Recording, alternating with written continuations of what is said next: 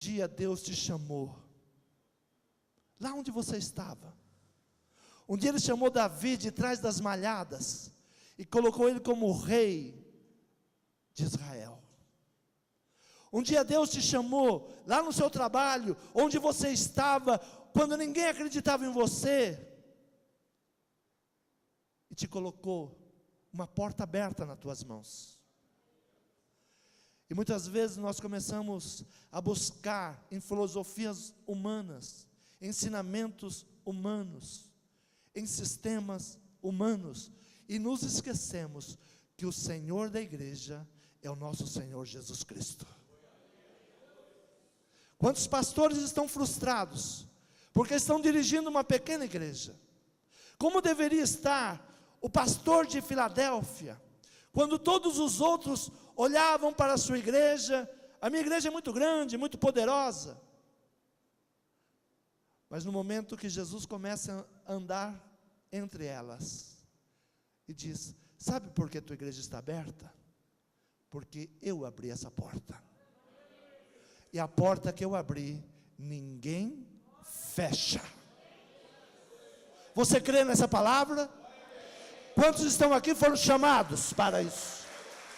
Diga: o Senhor me chamou, o Senhor me escolheu. Muitas vezes dentro desse processo, nós estamos olhando para Laodiceia, poderosa, grande, palácios, e nos frustramos muitas vezes por não ser como a Laodiceia. E pensamos que, porque somos pequenos, Jesus não passeia entre nós. Por menor que seja o seu ministério, o Senhor é o Senhor do seu ministério. Por menor que seja o seu chamado, por menor que seja, o Senhor é o Senhor do seu ministério. E Ele é o Senhor que vai te abençoar. Ele é o Senhor que vai te capacitar. Muitas vezes nós vamos buscar em homens, e eu falo isso pelas experiências que eu tive nos últimos anos. Corri de um lado, corri de outro, buscava uma ferramenta aqui, buscava outra, e no final, decepções. O que ia somando era decepções. Decepcionava com aquele apóstolo, decepcionava com aquele outro, aí mudava para outro, até o dia que eu entendi que o Senhor desta igreja é o Senhor Jesus Cristo. E que não há outro a qual Ele entregou a chave. Enquanto eu estiver aqui, que for a vontade dEle, eu me rendo a Ele. E depois que eu entendi isso, eu comecei a receber sabedoria vinda de Deus. O Senhor me deu livros, o Senhor nos deu CD, o Senhor nos deu agora apostila. Você pode olhar para mim e perguntar: você tem capacidade para isso? Eu sou, entre todos que estão aqui, o menos capaz. Mas tudo isso que vocês estão vendo, foi Deus quem nos deu. Então você, pastor amigo, que veio aqui hoje, saiba que o Senhor Jesus, Ele tem passeado no seu ministério, como tem passeado no meu. E quantas vezes Ele me chamou e disse: você tolera Jezabel, você está entregando o púlpito para Jezabel, e ela está ensinando o meu povo, quando você deveria ensinar o meu povo. Mas eu olhava para mim e falava: mas eu não tenho essa capacidade. Quantas vezes o Senhor, andando pelo nosso ministério, Ele diz: mas agora está terrível, porque você diz que é uma igreja viva, e você está com cheiro de morto. Não há mais amor pelas almas, você perdeu o primeiro amor. E o Senhor foi nos ensinando que não há nenhuma mágica para crescer igreja. Não há nenhuma ferramenta que não venha do nosso Senhor Jesus Cristo, que seja capaz de trazer vida. Pode trazer movimento, pode trazer um agrupado de pessoas, pode trazer uma multidão de pessoas, mas pessoas lavadas e remidas no sangue do Cordeiro é diferente. Quantos querem uma multidão? Eu quero uma multidão de lavados e remidos no sangue do Cordeiro. A multidão não me impressiona. A multidão não me motiva. Se no céu existe uma festa por uma pessoa, se a tua igreja, a minha igreja ganhar uma pessoa no ano, nós somos bem-aventurados. Nós fizemos pelo menos um dia de festa nos céus. Pelo menos um dia de festa. E quando Laodiceia, e Jesus começa a passar pela Laodiceia, imagina Laodiceia sabendo do seu potencial, sabendo da sua riqueza, de tudo que eles tinham conquistado. Provavelmente eles ficaram esperando que Jesus viesse lá, iria elogiá-los. Parabéns, Laodiceia.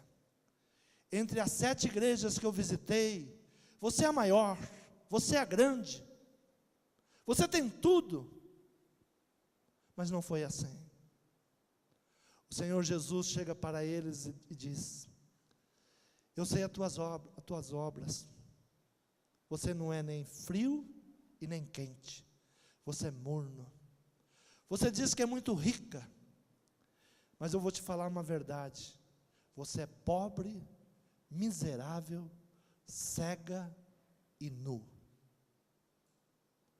E Jesus, fazendo ali um trocadilho, ele diz assim: já que você gosta tanto de comércio, compra de mim. Eu tenho tantas coisas para te dar. Já que você gosta de tanto comércio, você trouxe tanto comércio para dentro da minha casa. Tem muita coisa que você poderia ter comprado. Compra de mim. Eu tenho o melhor ouro. Eu tenho o melhor perfume. Eu tenho as melhores vestes. Eu tenho o melhor colírio.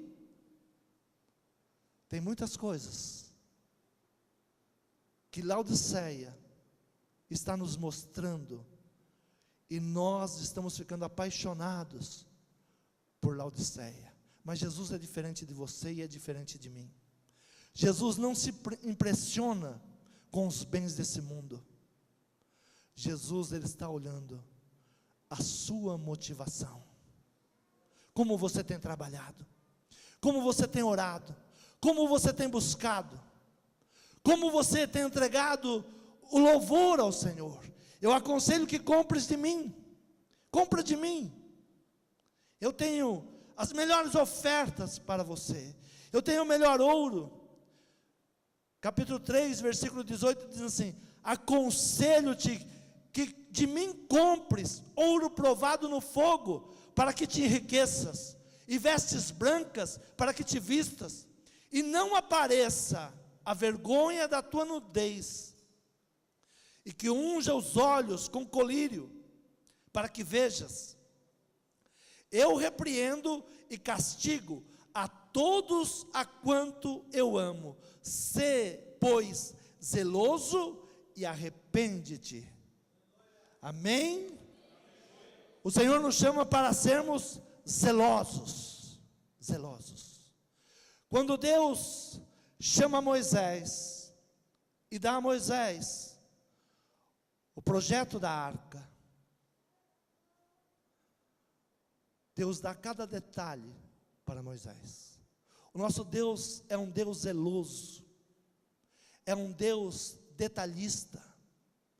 Cada detalhe Ele foi dando a Moisés, e Ele foi exigindo que Moisés fizesse de acordo com aquilo que Ele tinha falado, com aquilo que Ele tinha ensinado e a planta que Ele tinha entregue.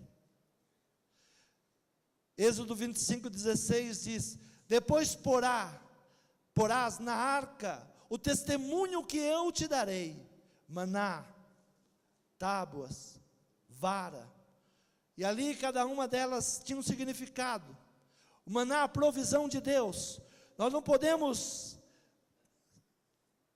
ter uma arca, sermos a arca, sem entender que Deus é a nossa provisão. Para o ministério que Ele te chamou, Ele vai prover todos os meios. Ele vai te abençoar, Ele vai te capacitar. O problema é que muitas vezes nós como igreja, nós não enxergamos a nossa capacidade. E nós começamos a dizer, eu sou pobre, eu não tenho. Mas nós temos que entender que Deus é o Deus da provisão. E Ele diz a Moisés, coloque dentro da arca o maná, para que nunca se esqueça que eu sou o Deus da provisão. Diga, no ministério que eu estou servindo, eu sei que o meu Deus é o Deus da provisão. Ele manda colocar as tábuas, são as leis. Por que que essas igrejas começaram a entrar falsas doutrinas? Porque se esqueceram da palavra de Deus. Nós não podemos nos esquecer da palavra de Deus, das leis de Deus. E quando nos esquecemos das leis de Deus, começam a entrar os falsos ensinadores, os falsos profetas, as falsas doutrinas, e nós vamos tolerando Jezabel, porque nos esquecemos que dentro da arca deve ter a palavra de Deus. E a terceira é a vara, a escolha do líder. Quantos são pastores aqui esta noite? Deus te escolheu. Deus te escolheu.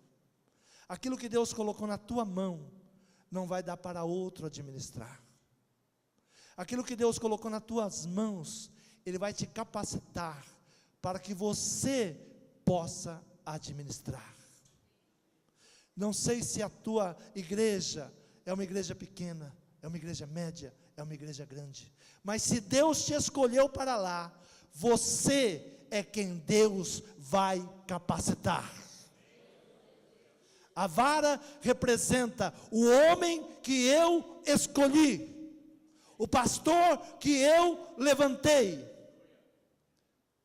Hoje há muita gente vindo nas igrejas, dando coberturas.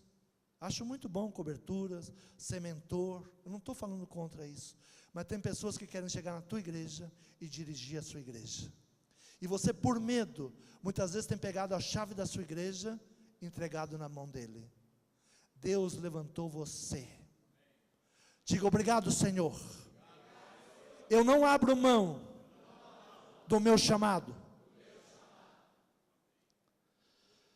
E a arca, ela representava o poder de Deus. Nós nunca podemos sair às guerras sem a presença de Deus. Muitas vezes nós queremos sair às guerras sem consultar Deus. Muitas vezes nós entramos em guerras que não era para nós entrarmos nessa guerra. Mas toda guerra que Deus estiver com você, Ele está na frente. Josué, comandante do exército, ele coloca a arca na frente. Eis que a arca da aliança do Senhor de toda a terra passa o Jordão diante de vós. Josué capítulo 3, versículo 11 diz: e a arca do Senhor, a arca do Senhor, e do Senhor de toda a terra, passa adiante de vós. Adiante de vós. Nós estávamos falando de entregar o nosso chamado, a direção da nossa igreja, para que outra pessoa venha dirigir. Esse é o sacerdote relapso, que não ensina os seus filhos. Os membros da sua igreja estão na sua responsabilidade, são seus filhos. O Senhor vai pedir conta deles.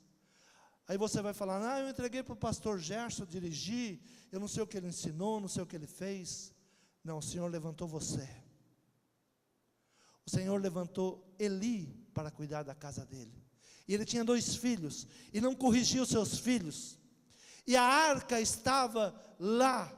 E por causa desse sacerdócio relapso, que não ensinava os seus filhos, não cuidava da sua casa, não cuidava daquilo que Deus tinha colocado nas suas mãos, o inimigo vem, faz guerras e leva a presença de Deus embora. Quantos estão perdendo a presença de Deus por não cuidar daquilo que Deus lhe entregou? Digo, nosso Deus é um Deus zeloso. E isso indo para a área da família, muitos pais pensam que quem cuida dos nossos filhos são os professores na escola. Não são. Os pais devem cuidar. Os pais devem ensinar. Se você não ensinar a palavra de Deus aos seus filhos, as falsas doutrinas, os falsos ensinamentos virão sobre ele e você vai perder os seus filhos. E a presença de Deus vai sair da sua casa. Diga, Deus me livre disso. Deus me livre de ser um sacerdote relapso. E a arca vai cair nas mãos dos filisteus. A arca vai cair na mão da idolatria. Muitas vezes por nós sermos uns sacerdotes relapsos, não cuidarmos da presença de Deus, não cuidarmos daquilo que Deus colocou nas nossas mãos, a idolatria começa a tomar conta daquilo que seria a presença de Deus. Hoje é muito comum conversar com os pastores, e os pastores estão decepcionados, porque o pecado tem entrado na igreja de uma forma arrasadora. A idolatria, a falsidade, os falsos ensinamentos, porque nós temos nos tornado sacerdotes relapsos, temos negociado com espíritos malignos, temos colocado um trono de Satanás, onde deveria ter o trono do nosso Senhor Jesus Cristo. E muitas vezes a presença de Deus, que deveria estar na mão da igreja, está na mão dos idólatras. Está na mão dos idólatras. Quantas pessoas têm falado de Deus hoje? Quantas pessoas têm falado tantas coisas bonitas, mas quando você vai ouvir com profundidade, você vê que por detrás daquilo é um laço, um engano, uma mentira, e por detrás daquilo vai te levar a uma idolatria. Quando nós não cuidamos daquilo que Deus tem colocado na nossa mão, a presença de Deus vai cair na mão de um povo idólatra. Mas pior do que um povo idólatra, é a casa da indiferença. Por 20 anos, a arca, a presença de Deus, vai na casa de Abinadab, um chefe de exército, e ele recebe a arca na sua casa, e ele coloca ali de qualquer maneira, não reverenciava, não cultuava, ficava lá de qualquer maneira. Pior do que o idólatra é a igreja da indiferença. As pessoas vêm ao culto, dizem que vão cultuar a Deus, mas aquele que deve ser cultuado não é cultuado. Aí é um culto para a carne, é um culto para o eu, é um culto para a vaidade. E Deus, a presença de Deus, muitas vezes está sendo colocada de lado. Então é a casa da indiferença. A casa de Abinadab, a presença de Deus ficou lá 20 anos. Nada aconteceu. Algo que me deixa triste hoje, é ouvir as pessoas falarem assim: eu vim à igreja, mas continuo do mesmo jeito. Entrei triste, estou saindo amargurado. É a casa da indiferença. Nós precisamos fazer deste lugar um lugar de fogo, um lugar de vivos, um lugar de adoradores, aqueles que sabem se prostrar diante da presença de Deus, aqueles que sabem entrar diante de Deus. Podemos ir a muitos lugares. Eu já fui em lugares que estavam superlotados, multidões de pessoas. E tive a oportunidade de estar nos bastidores desses lugares. E os bastidores nos enojam. Você sai de lá se perguntando: será que realmente isso era um culto? A quem foi esse culto? A quem foi esse culto? Quando você vê as pessoas que ministraram em grandes congressos, e quando descem nos bastidores, eu tive a oportunidade de estar em algum deles nos bastidores, e a conversa te enoja. A indiferença é pior do que a idolatria. É por isso que Deus fala que a rebeldia, há uma rebeldia, muitas vezes entrando na nossa igreja. Há uma rebeldia, e nós vamos tratando da presença de Deus como se não fosse nada, como se fosse apenas um show. A igreja está cansada de show. Quantos estão cansados de show aqui? Diga: eu quero voltar ao primeiro amor. Eu quero voltar a adorar a Deus em verdade, em espírito. Quantos querem isso? Aplaude ao Senhor.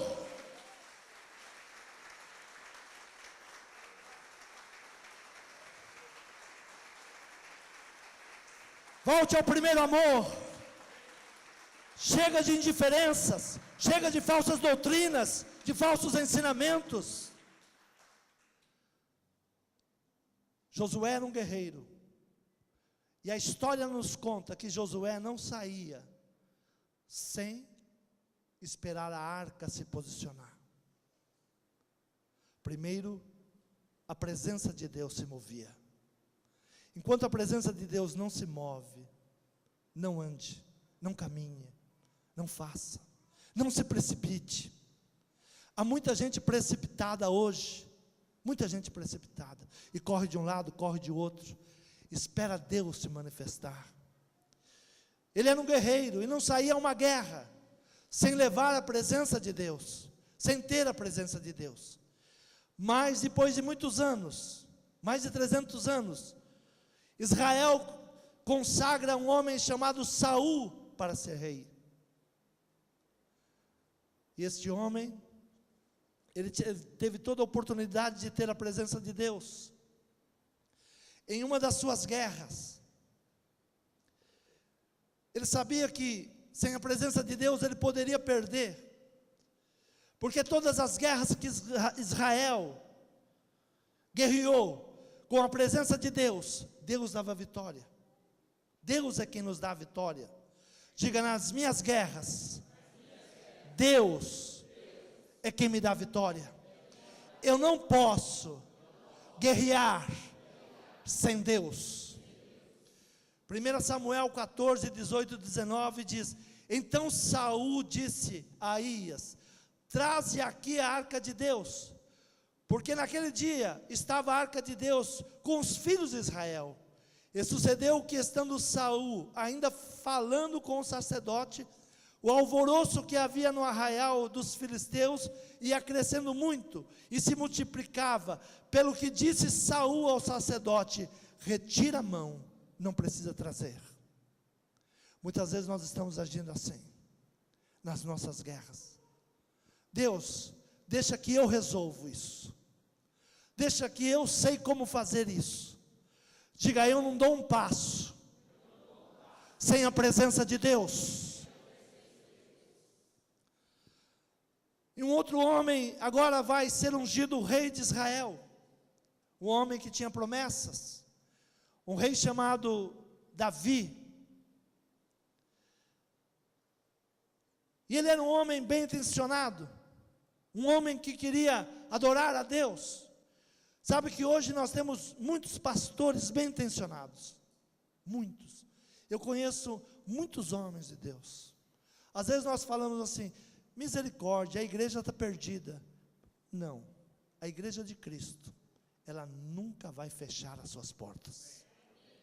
enquanto houver homens que não dobram os seus joelhos para Baal, o Senhor vai continuar operando.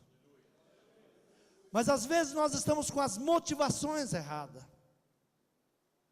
Pensamos que Deus, como a igreja de Laodiceia, ela achava que ela estava fazendo o melhor para Deus. Ela tinha grandes templos, revestidos de ouro, era muito rico, muitos eventos grandiosos. Mas Jesus, quando passa por lá, diz: como vocês são miseráveis, como vocês são pobres, como vocês são cegos, como vocês estão sem vestes e nu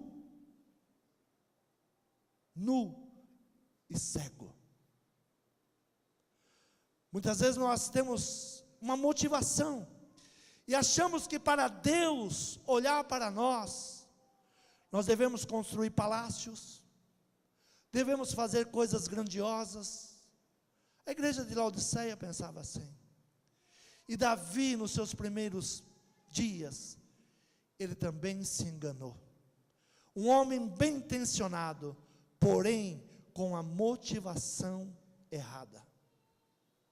Há muita gente bem intencionada, querendo crescer a igreja, querendo fazer as igrejas serem palácios, mas a motivação errada. A motivação errada. O problema não é os palácios, o problema não é o ouro, porque Deus é o dono da prata, do ouro. Ele não se impressiona com isso quando ele tem. Por exemplo, se eu comprar uma Ferrari, eu posso impressionar muita gente que tem um Fusquinha, mas se eu viver no meio de amigos que têm Ferraris, eles vão olhar e falar: muito boa, mas não vai ficar impressionada. Então você nunca vai impressionar a Deus com ouro e com prata, porque Ele é o dono do ouro e da prata. Por mais rico que você seja, nunca vai impressionar a Deus, nunca. Agora o seu coração é o que Ele está olhando.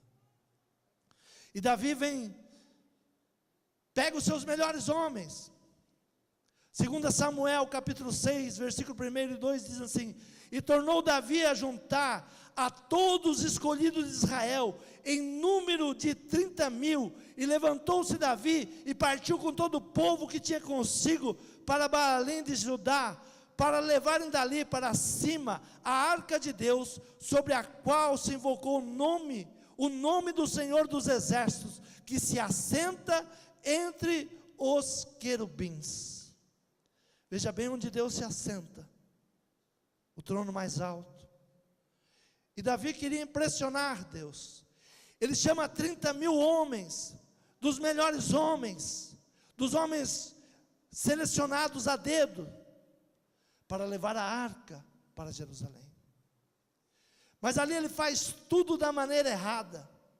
Quantas vezes no seu ministério, no meu ministério, eu sei que eu errei. Tinha boa intenção, mas a motivação errada. A motivação errada. E é isso que o Senhor está nos chamando nesse congresso. Qual é a motivação que você tem para louvar a Deus? O que você tem pensado sobre o seu ministério, sobre a sua igreja? O que nós temos pensado sobre a nossa igreja? Será que é o mesmo pensamento de Deus? O pensamento de Davi era riqueza, luxo, honra, mas era o pensamento de Deus? Não. E ali Deus não aceita aquilo que Davi estava fazendo. Não basta ter uma boa intenção. O rei Davi era um homem bem intencionado, queria levar a arca na presença de Deus a Jerusalém, porém de uma forma contrária àquilo que estava estabelecido por Deus. Você não pode fazer a obra de Deus sem fazer aquilo que está estabelecido. Muitas pessoas estão querendo fazer a obra de Deus com sabedoria humana.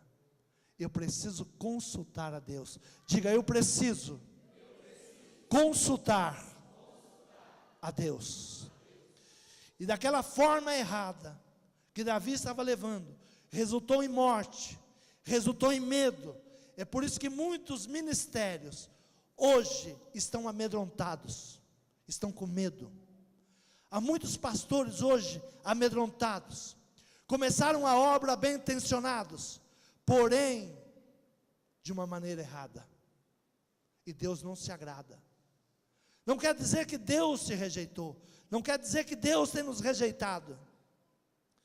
E Davi agora não sabe mais o que fazer com a arca.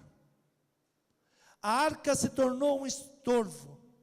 Há muitas vezes na nossa vida que a presença de Deus se torna um estorvo.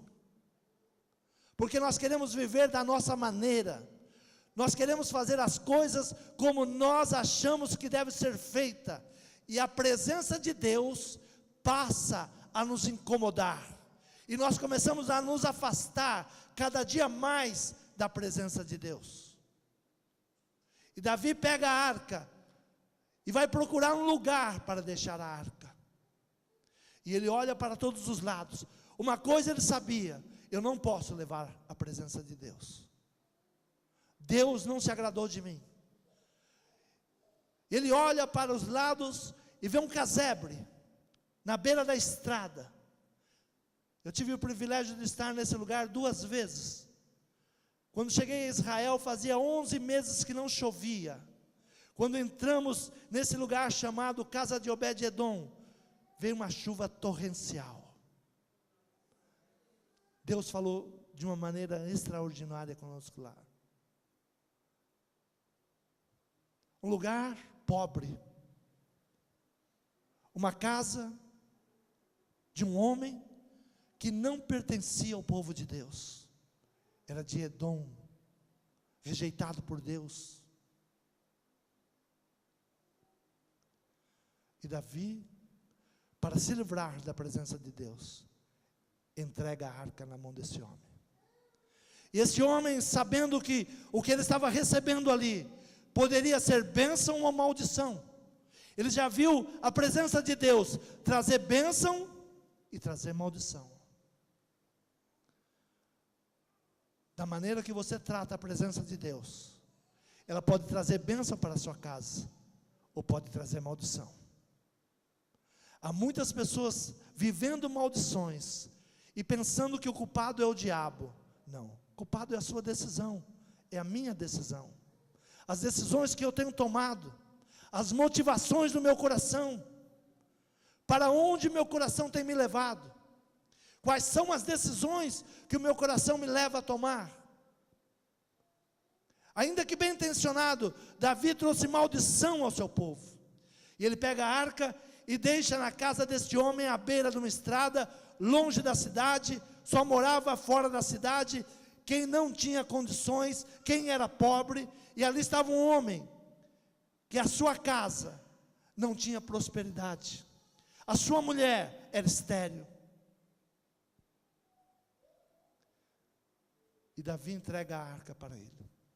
E ele pega essa arca, provavelmente dentro de uma casa pequena, apenas um cômodo, mas ele talvez tira até a própria cama do lugar, e coloca ali a arca no melhor lugar. E ele e a sua esposa agora, eles começam a olhar para a arca, e sabia das histórias da arca, que era a arca que tinha livrado o povo de Israel, era a presença de Deus. E ali ele começa a cultuar ao Deus de Israel. Passado 3 meses, Davi escuta uma notícia: a arca que você deixou na casa de Obed-Edom tem abençoado a casa de Obed-Edom. E Davi vai agora buscar a arca novamente. Agora ele vai de uma maneira correta.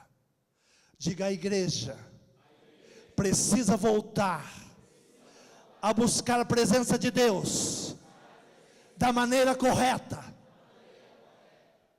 sem pompas, sem vaidades, sem achar que vai comprar a bênção de Deus com ouro e com pratas. E Davi vai agora, cada 6 passos que Davi dá, ele para e adora a Deus. Ele dá os 6 passos, reconhecendo que ele é homem. Pastor que está aqui esta noite, pastora que está aqui esta noite, diga: eu sou homem, eu preciso da bênção de Deus, da unção de Deus. Se Deus não permitir, eu não dou o 7º passo. E Davi entendeu isso. E agora ele pega a arca e volta para Jerusalém. E Obed-edom, que não conhecia o Deus de Israel, e Obed-edom, que era um homem pobre, que agora começa a ver a sua casa frutificar, os seus frutos, os seus pomares começar a dar fruto, ele diz: eu não posso estar longe da presença desse Deus.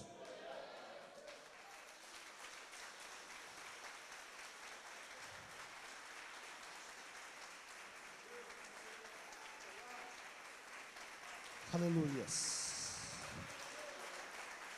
Diga: eu não posso estar longe da presença de Deus.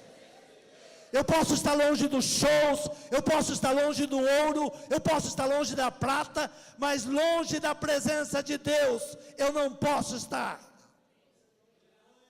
E Davi sobe para Jerusalém, e ele sobe com a sua mulher, agora já grávida, abençoada. Quantos querem levar o povo a Jerusalém? Quantos querem levar o povo à casa de Deus? Diga: a igreja precisa voltar ao primeiro amor. Não é a prata, não é o ouro, mas é a honra, é a glória ao nosso Deus. Se coloque em pé, aplauda ao Senhor, glorifique ao Senhor.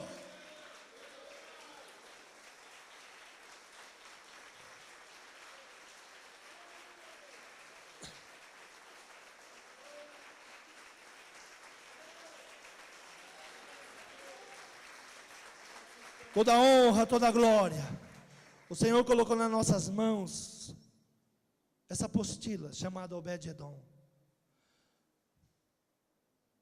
Não é para dar cobertura apostólica, não é para fazer aliança, mas é um ensinamento para ser feito nas casas, nos lares.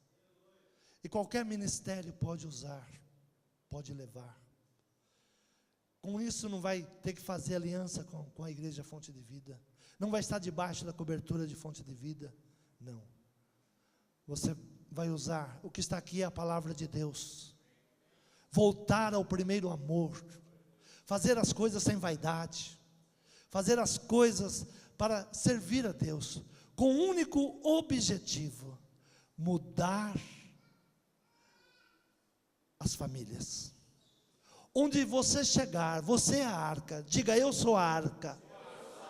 Onde eu chegar, eu levo a presença de Deus. E a história familiar vai mudar. Onde havia rejeição, onde havia maldição, onde havia esterilidade, quando entra a arca, Deus muda toda aquela situação. E Davi agora ouve que o Senhor mudou a casa de Obed-edom. E ele vai buscar a arca novamente. O Senhor quer te usar para um novo tempo do Evangelho. Não despreze as coisas pequenas. Não despreze as coisas pequenas. Deus trabalha, Deus usa. Um homem, uma família que era desprezada na beira do caminho, Deus muda a história do rei Davi através dele. O projeto Obed-edom, ele tem uma duração de 3 meses numa casa. São 12 lições. O pastor vai pegar a apostila, vai instruir os seus liderados, e eles vão fazer esse projeto nas casas. Eles vão, não precisa vir aqui para nós ensinarmos, está tudo aqui, é Bíblia. Os pastores conhecem de Bíblia muito mais do que eu. É só usar a Bíblia.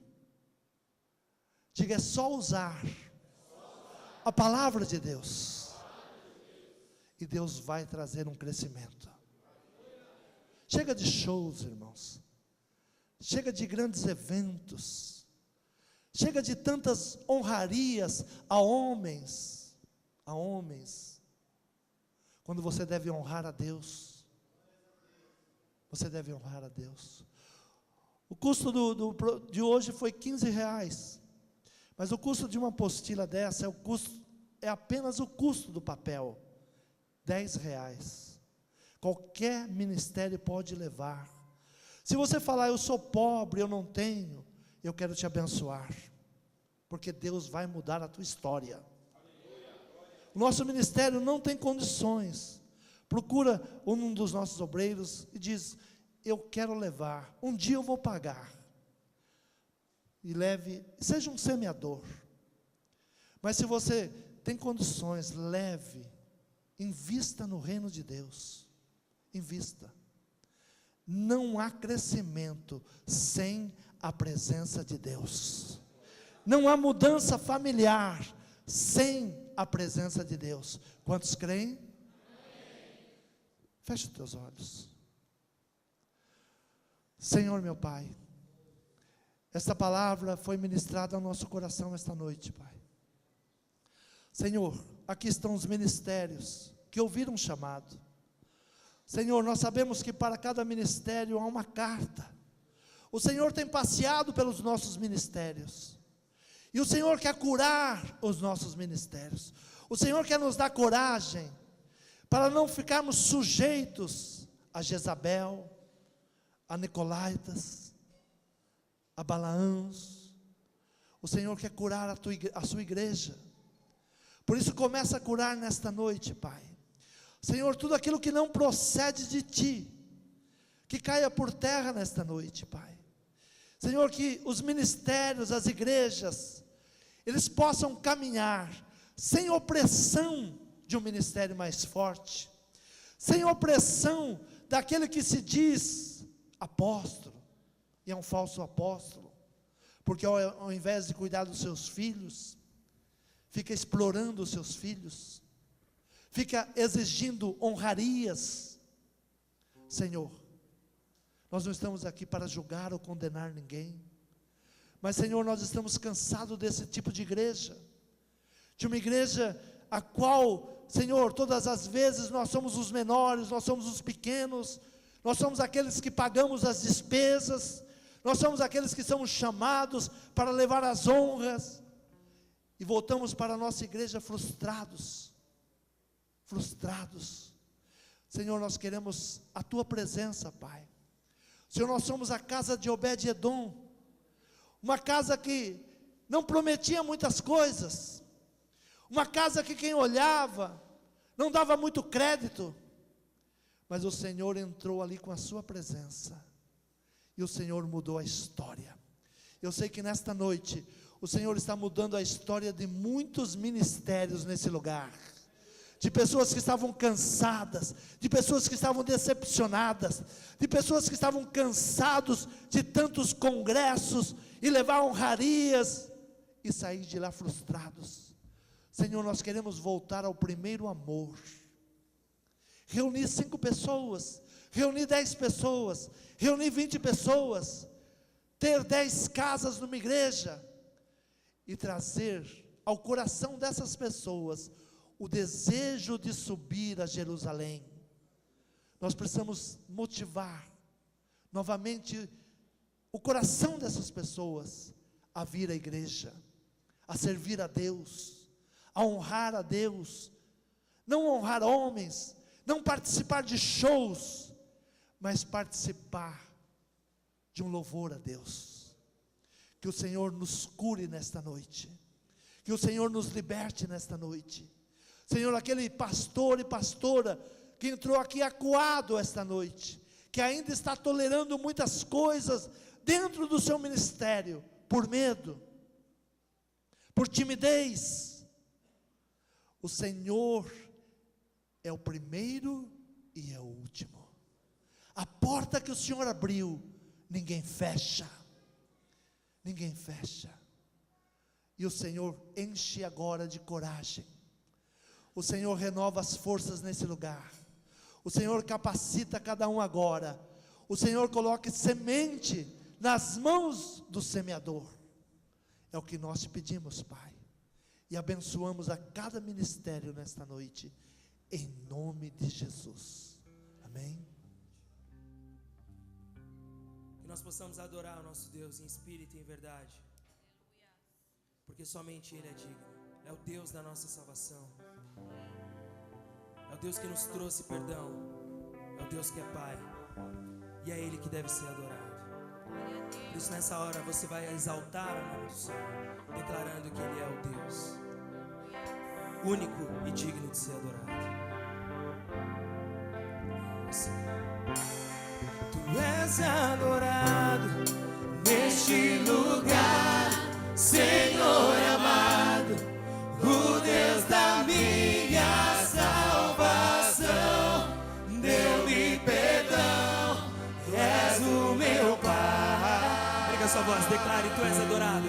Tu és adorado neste lugar, Senhor amado, o Deus da minha salvação.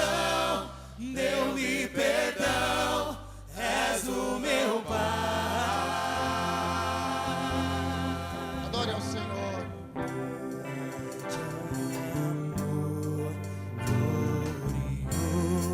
Glorioso Rei, toda a terra está cheia da tua glória. Declare: Rei dos Reis.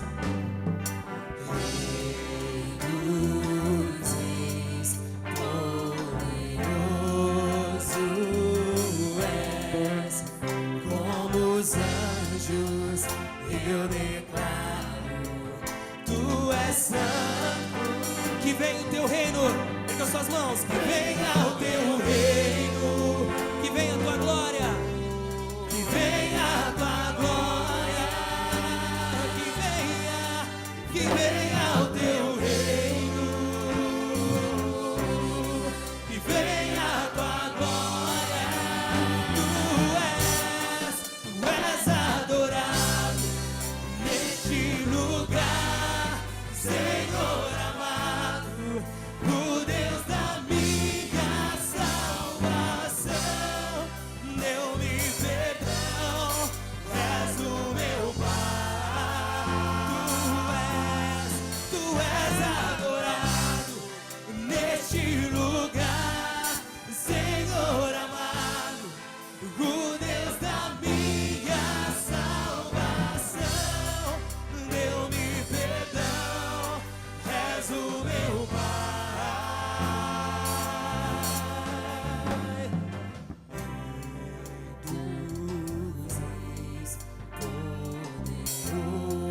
Poderoso és, como os anjos eu declaro.